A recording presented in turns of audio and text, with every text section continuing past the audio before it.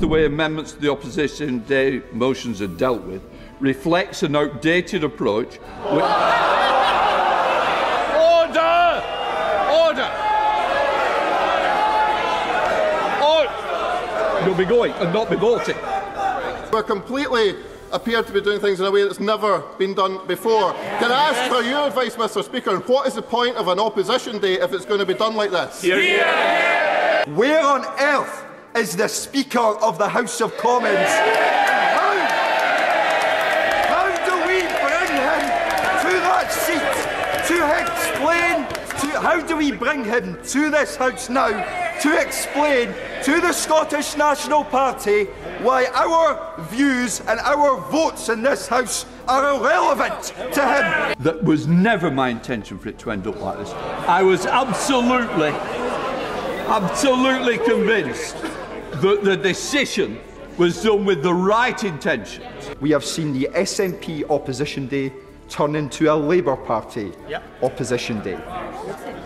I'm afraid that is treating myself and my colleagues in the Scottish National Party with complete and utter contempt. And I will take significant convincing that your position is not now intolerable. I have therefore decided to select the amendments both in the name of the Prime Minister and in the name of the Leader of the Opposition.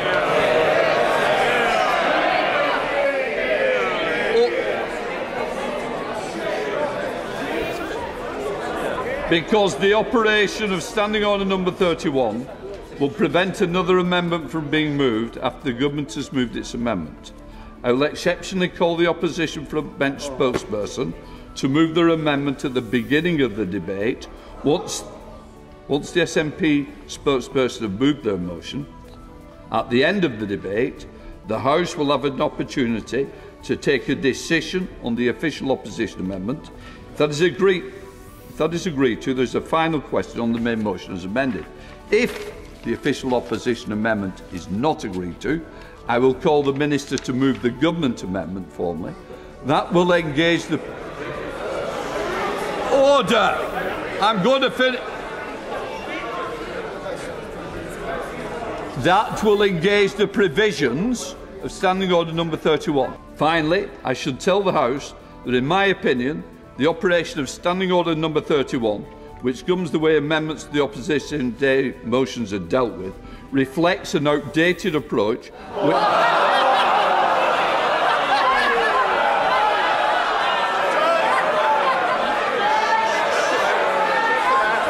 which restricts order. You'll be going and not be voting. Well, that's the first one to leave then. If you want to, do it. Now then. Firstly, I should tell the House, in my opinion, the operation of Standing Order, which governs the way amendments to opposition motions are dealt with, reflects an outdated approach, which restricts the operations, which can put the House... It is my intention to ask the Procedure Committee to consider the operation. I now call Brendan O'Hara to move the motion.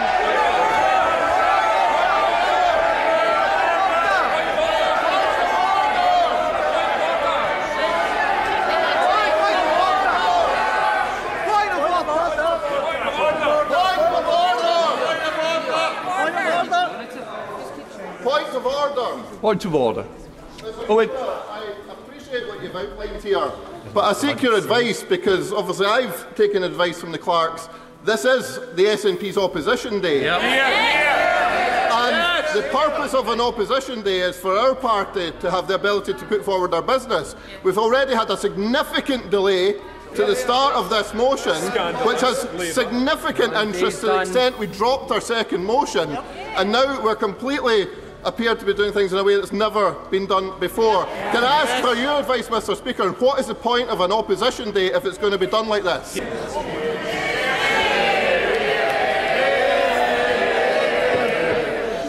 Madam Deputy Speaker, may I firstly begin my point of order by just re-emphasising that we are all here tonight to vote on the civilian deaths in Gaza and the appalling situation that is being faced by nationals in Israel too. We all must remember that. Madam Deputy Speaker, if I have listened correctly to what has just been said, on SNP Opposition Day, should the Labour Party's motion be carried, then the SNP's vote will not be held. Secondly, if I have read the clerk's letter to all members correctly, which was sent to the Speaker, this was a consequence that he was warned of. So can you please advise me, where on earth is the Speaker of the House of Commons? And how do we bring him to that seat to explain, how do we bring him to this House now to explain to the Scottish National Party why our views and our votes in this House are irrelevant to him? Well, I thank the right honourable gentleman for his point of order. Madam Deputy Speaker, follow to my earlier remarks and on the back of the remarks which have been made there. I'm afraid that you did not provide clarity to me in relation to, one, where the Speaker of the House of Commons is. Secondly, what mechanisms are available to members to bring him to this House to explain that the SNP Opposition Day has turned into a Labour Opposition Day. And thirdly, and most importantly, I must insist to you, Madam Deputy Speaker, that the SNP motion is voted on first, as the Chair of the Procedure Committee has just outlined. Point of order, Stephen Flynn. Madam Deputy Speaker, I'm afraid that I am going to have to try for a third time. Can you please advise me where the Speaker of the House of Commons is, what mechanisms are available to bring him to this House, and as we wait for a deliberation to be made in that regard, I move that this House, that you use the powers that I trust you have to suspend this House until the Speaker is brought to that. You can't do that. You can't do that.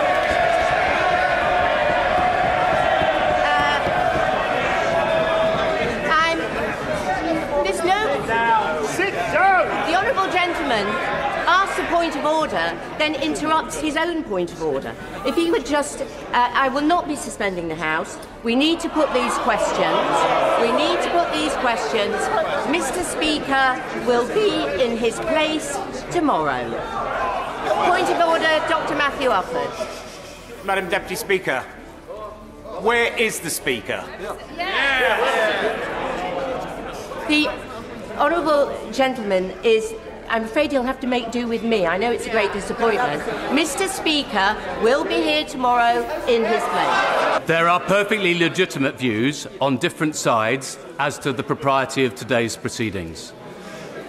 However, I would just say gently to some honourable members opposite who have said that you cannot possibly have an opposition day motion being amended by another opposition party, that some of the members who are shouting the loudest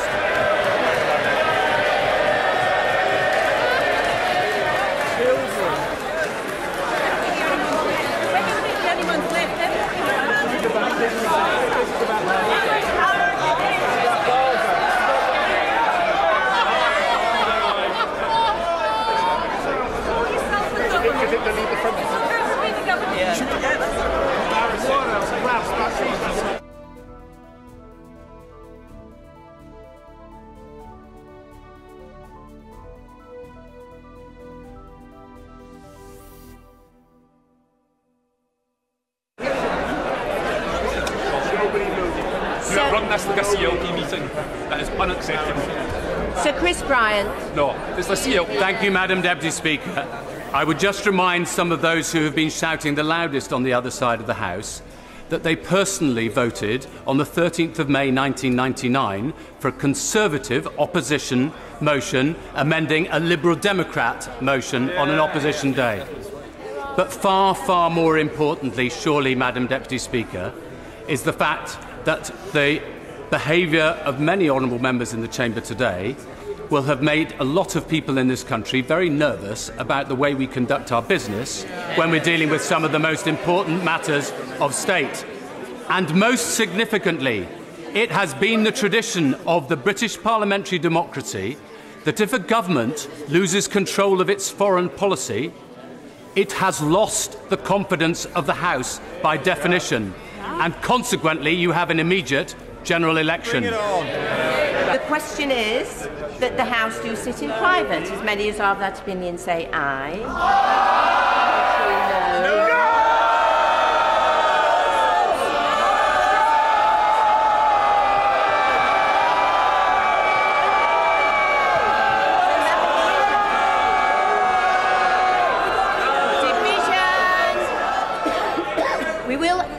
We'll have a division. Division, clear the lobby.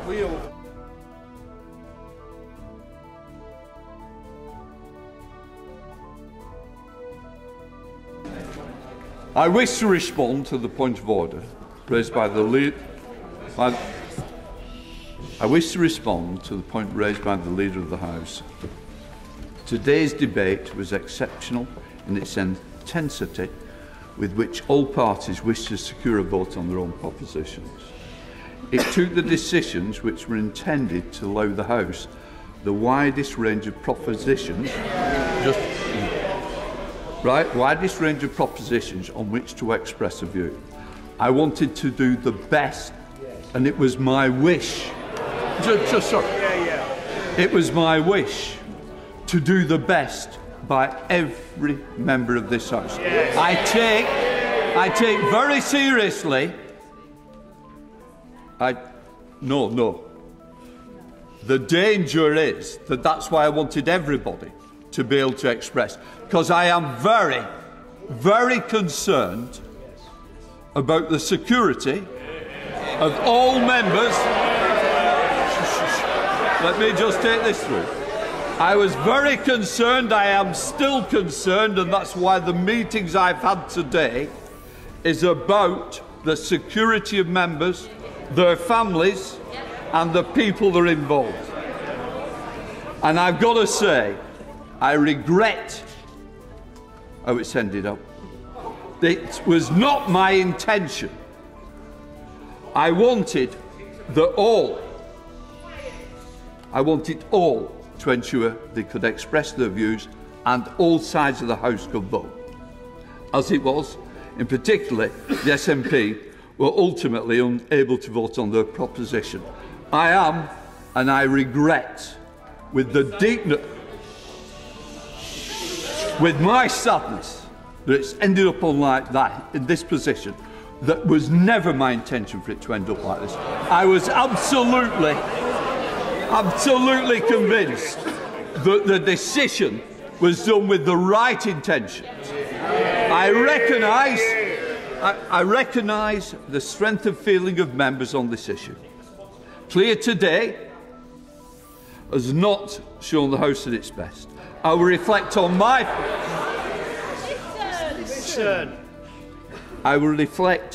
part in that of the course I recommit myself to ensuring that all members of this House are treated fairly. I do not want it to have ended like this. I want to say to the House, I will meet with all the key players of each party. I think it is right that I meet with each one, and that. Can I just put that correct? I've never met with Sue Gray today. I didn't bump into her today. I'm offended by that comment. I think you'd like to withdraw it. Yeah, because that is the danger that we've ended up with this House in speculation of not what is fact and not factual. I am honest to this House. I am true to this House. I believe in all members of this House. And I have tried to do what I thought was the right thing for all sides of this House. It is regrettable, and I apologise for a decision that didn't end up in the place that I wished for. So I would say no. I say no. I will meet with all the.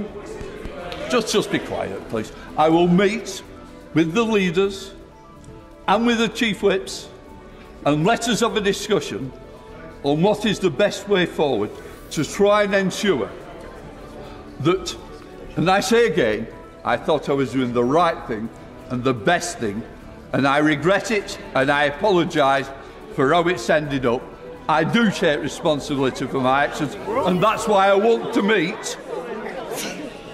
And that's why I want to meet with the key players who have been involved. Point of order, Mr. Speaker. Can I firstly begin by echoing your sentiments in relation to the debate that was had in this chamber in relation to the most important of matters with regards to the safety of civilians in Gaza and indeed those in Israel. There has been a difference of view in the House today, but I think that difference of view has been expressed in a way which we can all agree has been in a positive fashion, in the best fitting way of any democracy, any functioning democracy.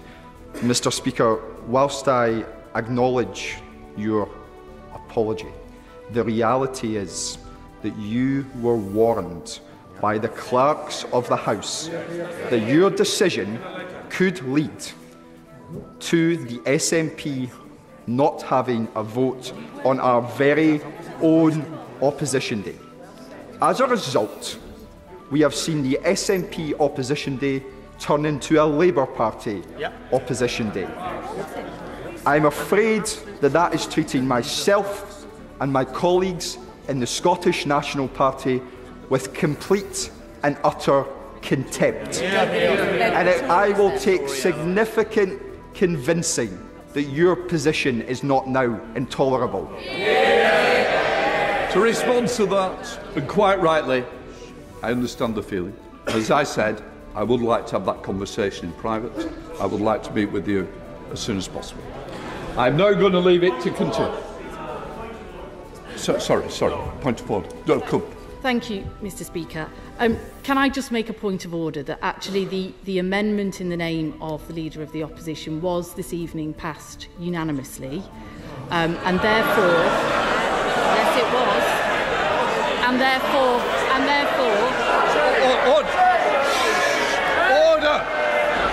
Order. I don't think now is the time, and what I want to do, I want to move on and I want to meet with the important players.